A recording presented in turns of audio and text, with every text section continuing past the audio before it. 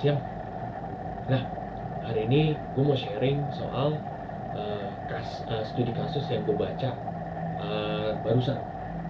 Nah, studi kasus yang gue baca barusan itu adalah kasusnya Intel. Nah,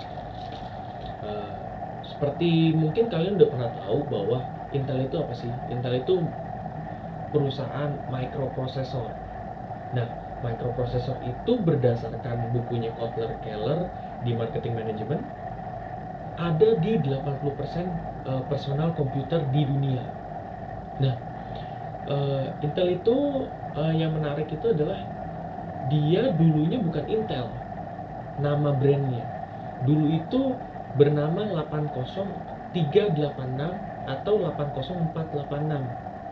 Nah, semenjak angka tidak bisa dijadikan trademark untuk suatu brand, maka mau nggak mau mereka harus rubah dong. Nah, mereka ngerubah menjadi Intel.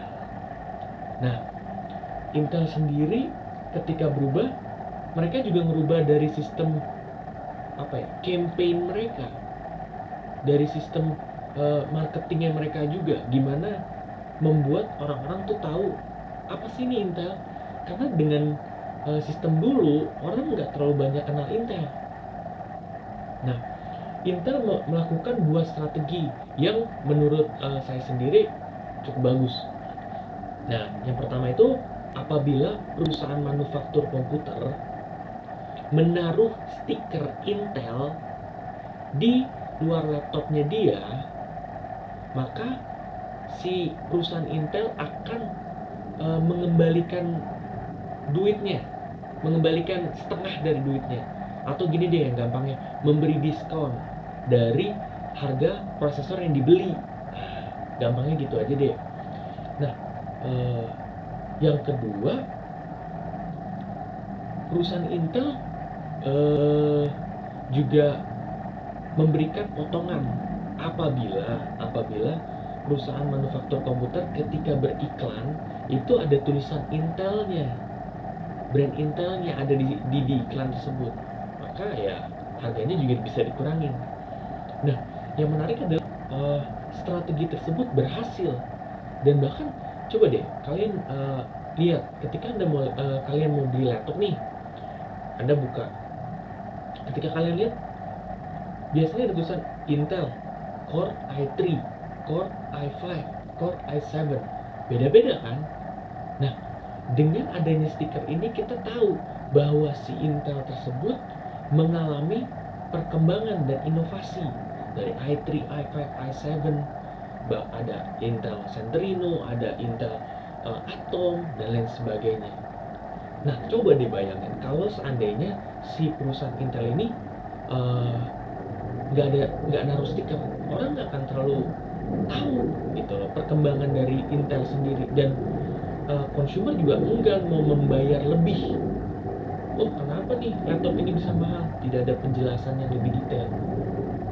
Nah, kalau seandainya kita mau beli laptop dan kita tahu, oh ini i5, oh ini i7, wajar harganya segini.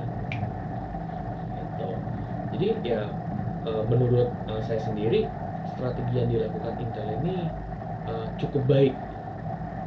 Di samping dia bisa membuat masyarakat aware terhadap existing perusahaan mereka juga masyarakat juga udah bisa membedakan, oh kenapa harga ini bisa mahal dan lain sebagainya. Dan juga perusahaan Intel ini bisa berkembang karena dia juga selalu melakukan inovasi di produknya mereka. Inovasinya itu dari yang seperti yang tadi saya jelasin, i3, i5, dan i7. Bahkan mereka membuat suatu prosesor yang harganya itu murah, nggak murah sih, tapi terjangkau dan udah gitu kuat daya tahannya. Dan ini biasanya didesain untuk komputer-komputer yang dikasih